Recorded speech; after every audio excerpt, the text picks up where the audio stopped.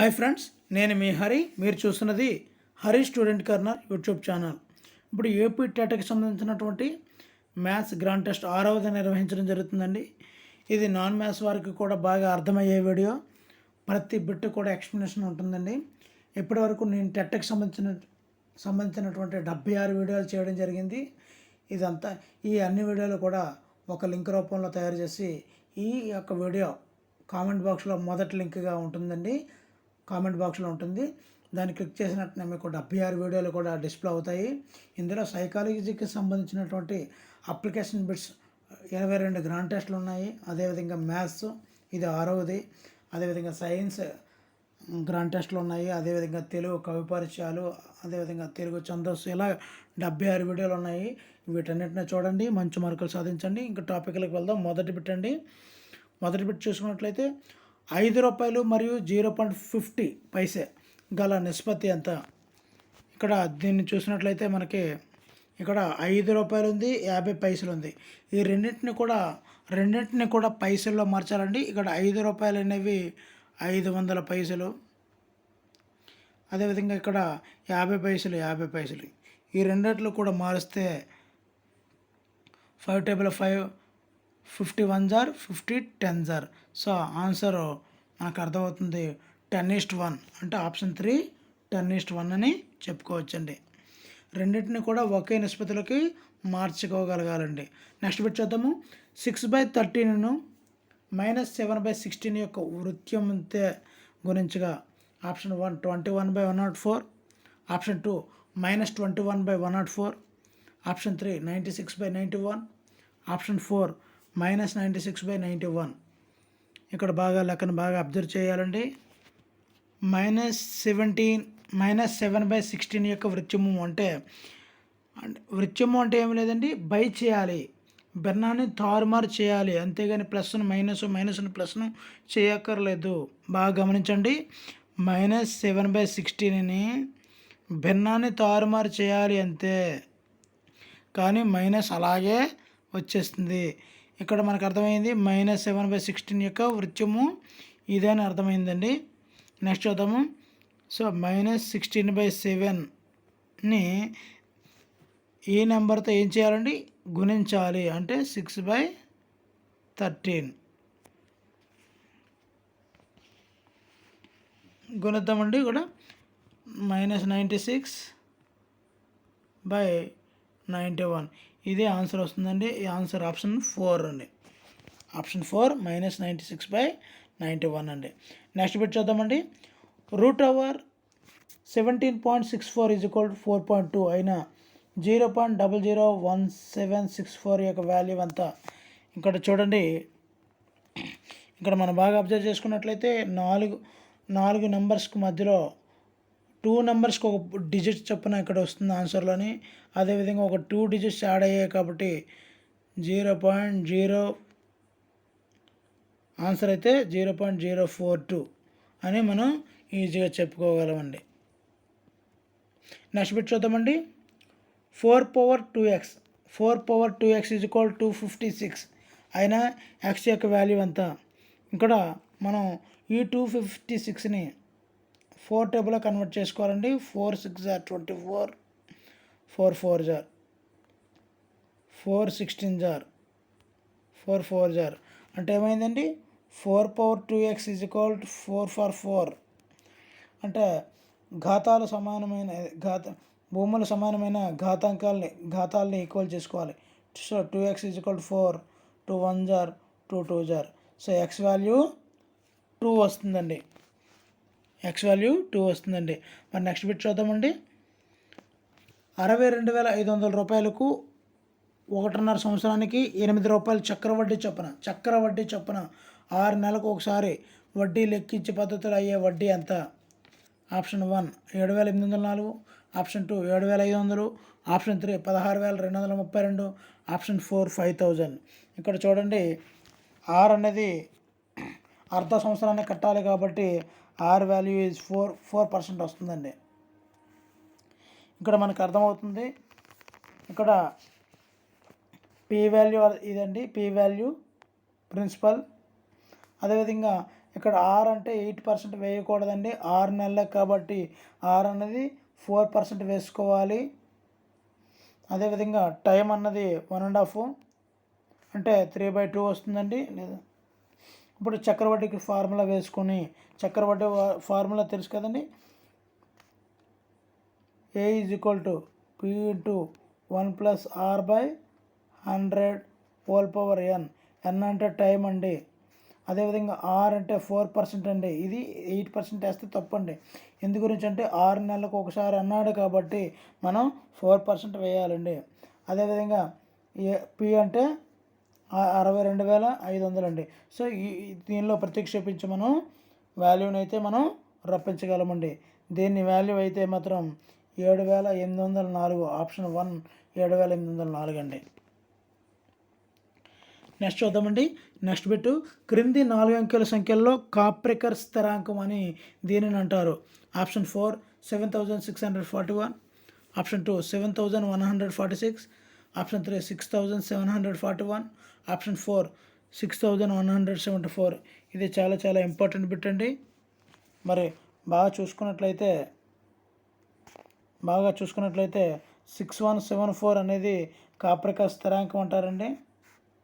అంటే ఏమీ లేదు, దీనిలో ఏదైతే రెండు అంకెల్లో large to big number small number చేసుకోవాలండి. చేసుకొని సబ్ట్రాక్షన్ చేస్తే ఈ యొక్క కాప్రికర్ స్థిరాంకం వస్తుందండి.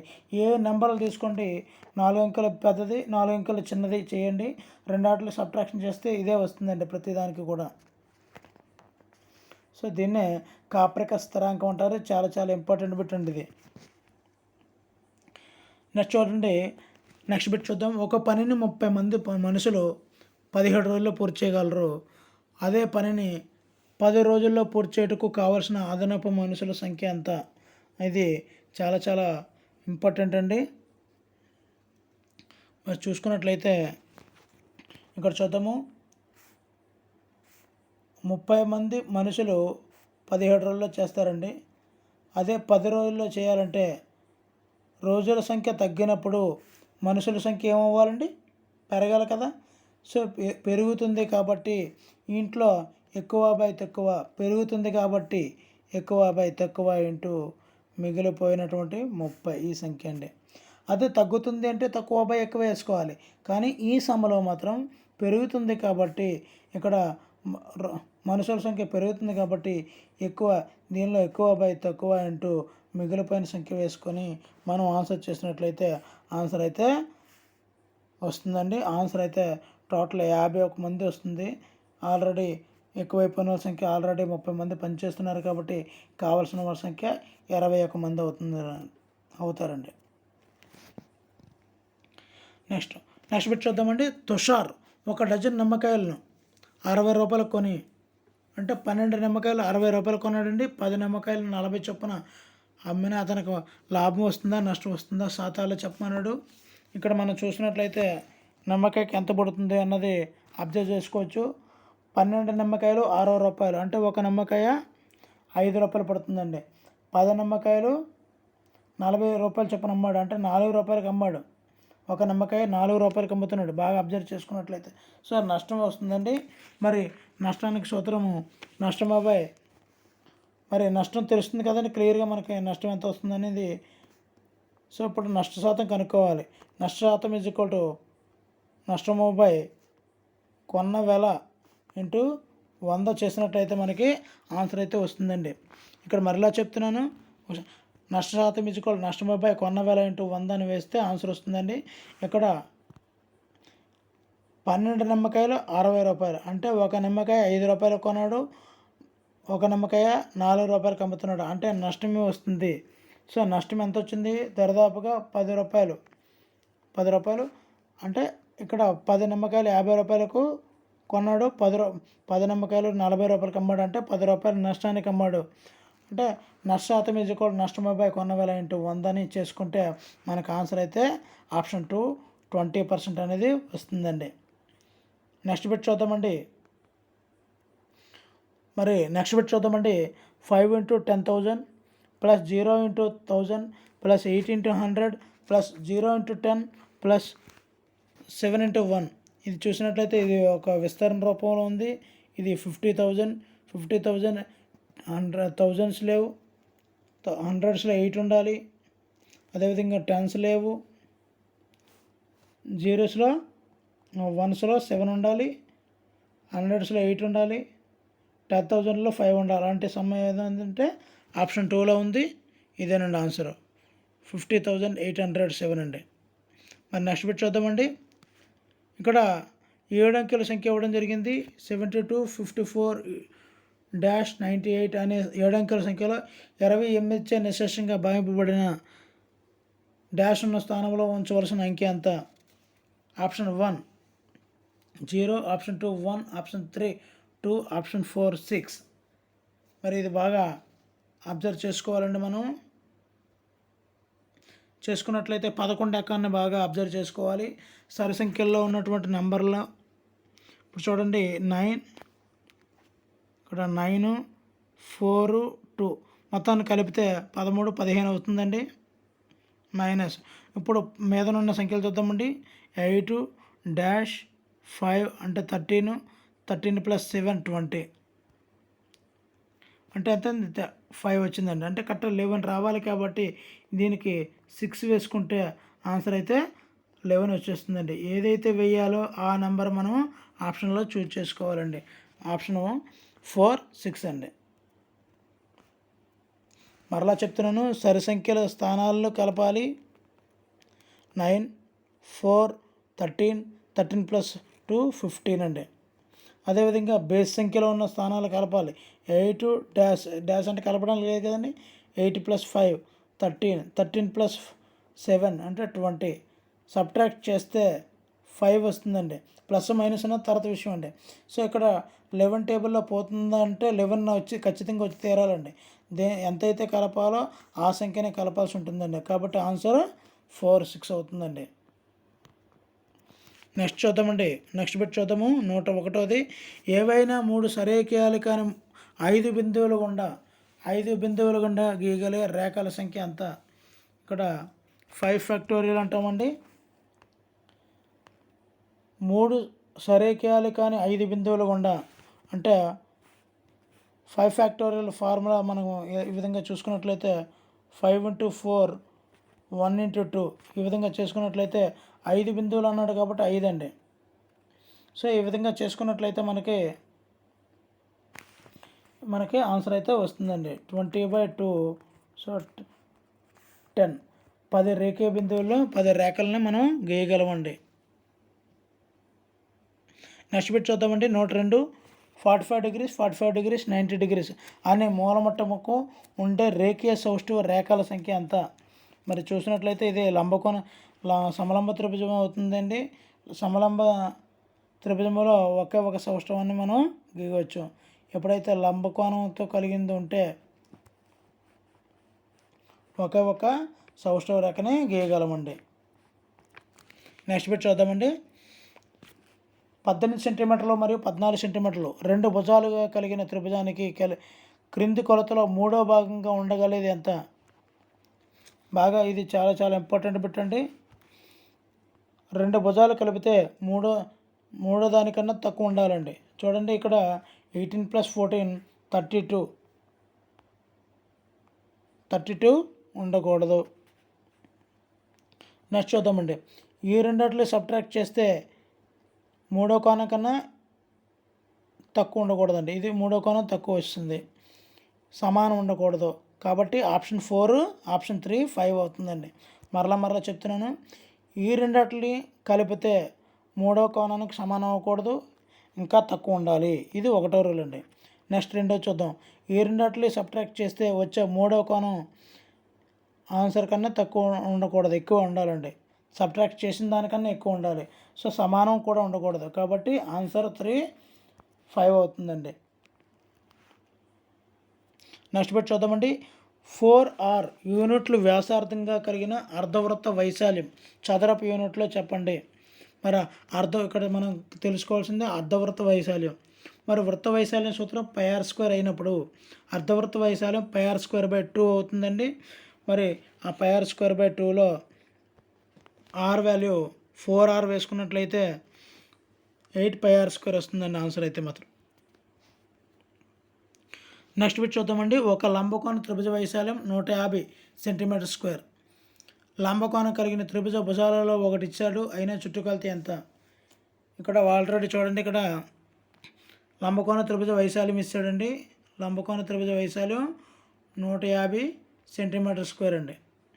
అలాగే ఒక భుజాల్లో ఒక భుజం ఇచ్చేసాడండి, అది ఎంత అంటే 20 ఇచ్చాడు. సో అలాగైతే రెండోదంతా కనుక్కోమని, త్రిభుజం యొక్క చుట్టుకొలతని కనుక్కోమని చెప్పాడండి. ఇప్పుడు త్రిభుజ వైశాల్య సూత్రం ఏంటంటే హాఫ్ భూమి ఇంటూ ఎత్తు. సో 150. ఇందులో ఒక పార్ట్ ఇస్తాడు కాబట్టి హాఫ్ బి ఇంటూ 20 = 150. దీన్ని ఇలా ఫైండ్ అవుట్ చేస్తే బి వాల్యూ అయితే 15 వస్తుందండి.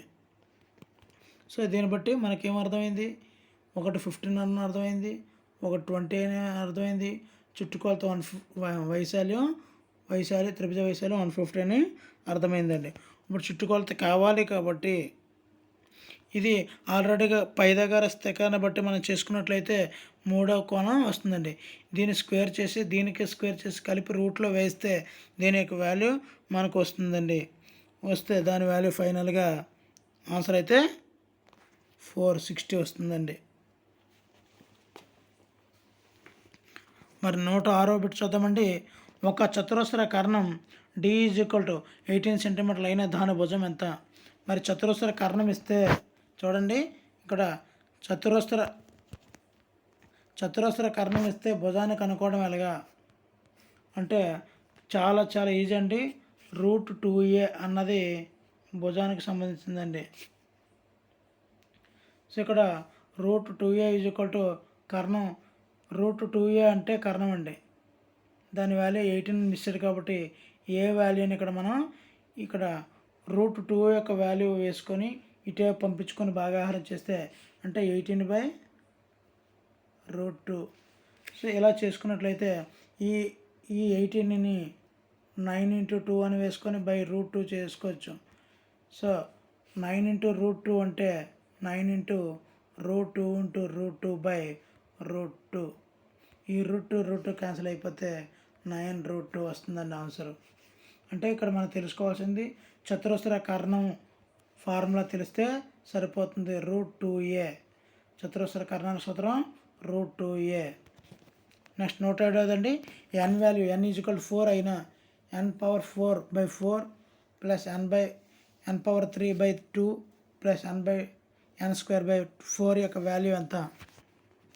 ఇక్కడ చూసినట్లయితే దీనిలో ప్రతిక్షేపించుకోవాలంటే n యొక్క వాల్యూని 4/4/4 4/3/2 4² ఎక్కడైతే ఒకటి ఉందో 3 చేసుకోవచ్చండి. ఇది 1 చేసేసుకోవచ్చు. 4³ అంటే 64 అండి. 64/2 అంటే 32 + 4. ఈ రెండు కలిపితే 96. 96 + 4 100 అండి. నెక్స్ట్ బిట్ చూద్దామండి. 108వ బిట్టు 2/3x - 1/2x = 4 అయినా x యొక్క విలువ ఎంత? మరి దీన్ని అడ్డగుణకారం చేసి క్రాస్ మల్టిప్లై చేయాలండి. దీన్ని ఎలా చేయొచ్చు అన్నది ఒకసారి చూద్దాము. 2x/3 - x/2 = 4. ఈ రెండిట్లో అడ్డగుణకారం చేస్తామండి. దీంతో 2 × 2x 4x - 3 × x 3x = 4. ఈ రెండిట్లో సబ్ట్రాక్ట్ చేస్తే x = 4 6 24 అండి. ఆన్సర్ అయితే ఆప్షన్ 4 24 అవుతుందండి. నెక్స్ట్ 109వ బిట్ అండి. x 2x 4xల యొక్క మధ్యగత 12 అయిన దత్తాంశం యొక్క అంకగణితం ఎంత?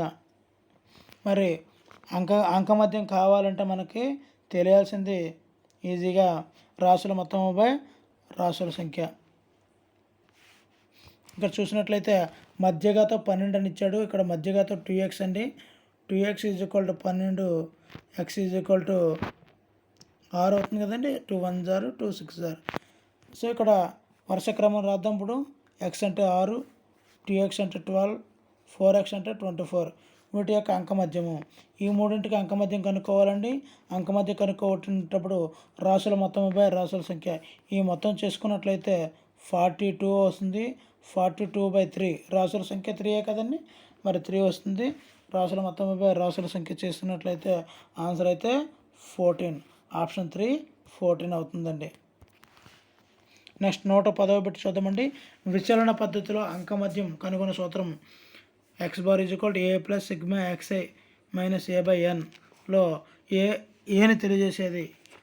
1 పౌనఃపున్యము, 2 ఊహించిన సగటు, 3 విచలనం, 4 మధ్య విలువ. మరి ఏ అన్నది ఊహించిన సగటు అవుతుందండి.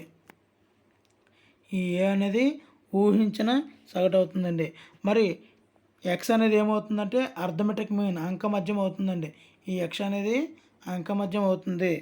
మరి ఎన్ అంటే ఏమిటి అంటే రాసుల సంఖ్య అండి. ఎన్ అనేది రాసుల సంఖ్యను చూస్తుందండి. ఈ విధంగా మనం ప్రతి ఫార్ములాను కూడా చాలా జాగ్రత్తగా పరిశీలించుకోవాలండి. ఇంత మంచి వీడియోని మీకు అందిస్తున్నందుకు ఈ వీడియోని లైక్ చేయండి. ఇంకా సబ్స్క్రైబ్ చేసుకోకపోతే దయచేసి సబ్స్క్రైబ్ చేసుకోండి. 111వ బిట్ అండి. 7ను ప్రాతినిధ్యపరిచే గణన చిహ్నం. ఇక్కడ గణన చిహ్నాలు వస్తే మనం ఈజీగా చేయగలము. ఇది ఆప్షన్ 4 అండి. నెక్స్ట్ బిట్ చూద్దామండి.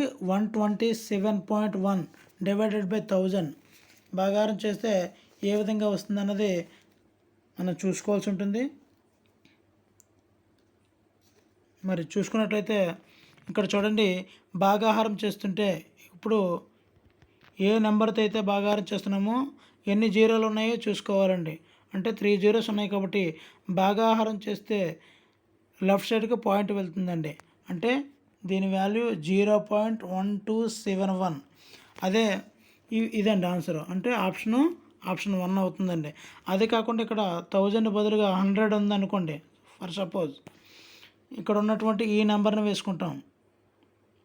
వేసుకొని 2 జీరోలు ఉన్నాయి కాబట్టి రెండు పాయింట్లు లెఫ్ట్ సైడ్ జరుగుతుంది. అంటే ఆన్సర్ 1.271 అండి. సో ఈ విధంగా మనం భాగాహారం చేస్తే ఎడమ చేతి వైపుకి వెళ్ళాలి పాయింట్, అదే గుణకారం చేస్తే కుడి చేతి వైపుకి పాయింట్ వెళ్ళాలండి. ఇది సింపుల్గా భాగాహారం చేయకుండా గుణకారం చేయకుండా చేసేదండి. ఇక్కడ నెక్స్ట్ బిట్ అండి. 113వ బిట్టు. పొడవు 6 1/2 సెంటీమీటర్లు మరియు వెడల్పు 3 1/2 సెంటీమీటర్లుగా గలగలిగిన దీర్ఘచతురస్ర వైశాల్యం ఎంత అని అడిగాడండి. ఇక్కడ మనం బాగా అబ్జర్వ్ చేసుకుంటే దీర్ఘచతురస్ర వైశాల్య సూత్రం తెలిస్తే సరిపోతుందండి. పొడవు ఇంటూ వెడల్పు ఈ రెండాటిలో గుణించేస్తే మనకి ఆన్సర్ వస్తుందండి. ఇప్పుడు ఈ 6 1/2ని అపక్రమ భిన్నంలో మార్చితే 13/2 వస్తుందండి. ఇంటూ మరి దీని యొక్క వాల్యూ 3 1/2 యొక్క వాల్యూ 7/2 అండి వాల్యూ. సో రెండాట్లు గుణించేస్తే 91/2 2 4. దీన్ని మిశ్రమ భిన్నంలోకి మార్చాల్సి ఉంటుందండి. 22 3/4 అని మిశ్రమ భిన్నంలోకి మారిస్తే ఆన్సర్ చూసినట్లయితే ఆన్సర్ 3లో ఉంటుందండి. మరి నెక్స్ట్ బిట్ చూద్దామండి. మరి ఇక్కడ -7/13 యొక్క సంకలన విలోమం ఏమిటి? ఫర్ ఎగ్జాంపుల్ 1 యొక్క సంకలన విలోమం -1 అండి. -1 యొక్క సంకలన విలోమం 1 అండి. ఇప్పుడు దీనికి సంకలన విలోమం అంటే గుర్తుని మార్చాలి అంతేనండి. కంగారు పడకద్దు, గుర్తుని మార్చాలి అంతే. వృత్యము అంటే భాగాహారం తలకిందులు చేయాలి భిన్నాన్ని, ప్లస్లో మైనస్లు చేయకూడదు. కానీ సంకలన విలోమం అంటే ప్లస్ ఉంటే మైనస్, మైనస్ ఉంటే ప్లస్ అంతేనండి. మరి నెక్స్ట్ బిట్ చూద్దామండి. 115వ బిట్టు. మరి గణితం అంటే పరోక్ష మాపన శాస్త్రం అని నిర్వచించిన వారు ఎవరు? 1 Aristotle, 2 Comte, 3 Benjamin Peirce, 4 Archimedes. మరి ఆన్సర్ చూసినట్లయితే ఆన్సర్ కోమ్టే అండి. August Comte. గణితం అంటే పరోక్ష మాపన శాస్త్రం అని కోమ్టే గారు చెప్పడం జరిగింది. Next 116వ bit. భావవ్యాస రంగంలో అత్యున్నత స్థాయి లక్ష్యం ఏమిటి? 1 లక్షణీకరణం, 2 సహజీకరణం, 3 అనుకరణం, 4 వ్యవస్థాపనం. మరి ఆన్సర్ చూసినట్లయితే ఆన్సర్ శీల స్థాపనం లేదా లాక్షణీకరణం అంటారండి. భావావేశ రంగంలో అత్యున్నత స్థాయి లక్ష్యం. నెక్స్ట్ పెట్టి చూద్దామండి. ఆగమన పద్ధతి యొక్క ఒక లక్షణం ఏమిటి? 1 సాధారణ విషయాల నుండి ప్రత్యేక విషయాలకు, 2 తెలిసిన విషయాల నుండి తెలియని విషయాలకు, 3 ముహూర్తం నుండి అముహూర్తానికి, 4 సూత్రం నుండి ఉదాహరణకు. మరి ఆన్సర్ చూసినట్లయితే తెలిసిన విషయాల నుండి తెలియని విషయాలకి, అదేవిధంగా ముహూర్తం నుండి అముహూర్తానికి కూడా చెందుతుందండి. నెక్స్ట్ చూద్దామండి. 118వ ఎడ్గార్ డేల్ అనుభవ శంకునందు అత్యధిక అభ్యాసమును సూచించినది. మరి అత్యధికంగా అభ్యాసం సూచించినది 1 క్షేత్ర పర్యటనలు, 2 శాబ్దిక సంకేతాలకు, 3 నాటకీకరణ అనుభవాలు, 4 ప్రత్యక్ష ప్రాయోజిక అనుభవాలు. మరి ఇందులో ఆప్షన్ కూడా ఇవ్వాల్సిన అవసరం లేదనుకుంటున్నాను. ఆప్షన్ అయితే 4 ప్రత్యక్ష ప్రాయోజిక అనుభవాలే అత్యధిక అభ్యాసమును సూచిస్తాయి. నెక్స్ట్ పెట్టి చూద్దామండి. 119ది హెర్బర్ట్ ఉపగమమును అనుసరించి పాఠ్యపథక రచనలో 2వ సోపానం ఏమిటి? ఈ యొక్క హెర్బర్ట్ ఉపగమమును అనుసరించి లెసన్ ప్లాన్ తయారీలో 2వ సోపానం ఏంటి అని అడగడం జరిగిందండి. ఆన్సర్ అయితే మాత్రం విశదీకరణం అండి. విశదీకరణమే 2వది. మరి చివరిసారిగా లాస్ట్ బిట్ అండి. 7253ను అక్షరాలా రాయండి అను పరీక్షాంశం ద్వారా పరీక్షించదలసిన విద్యా ప్రమాణం ఏమిటి? 1 కారణాలు చెప్పడం, నిరూపణలు చేయడం, 2 వ్యక్తపరచడం, 3 అనుసంధానం, 4 ప్రాతినిధ్యపరచడం, దృశ్యీకరణ. ఇక్కడ అభ్యర్థి ఈ యొక్క నెంబర్ నేముల్లో వ్యక్తపరచాలండి. సో ఇదే విద్యా ప్రమాణమే వ్యక్తపరచడం. ఎంత మంచి వీడియోలు మీకు అందిస్తున్నటువంటి ఈ హరి స్టూడెంట్ కార్నర్ సబ్స్క్రైబ్ చేసుకోండి. ఇంకా ఈ వీడియోకి లైక్ చేయకపోతే లైక్ చేయండి. Thank you for watching. Please subscribe my channel. Me Hari signing out.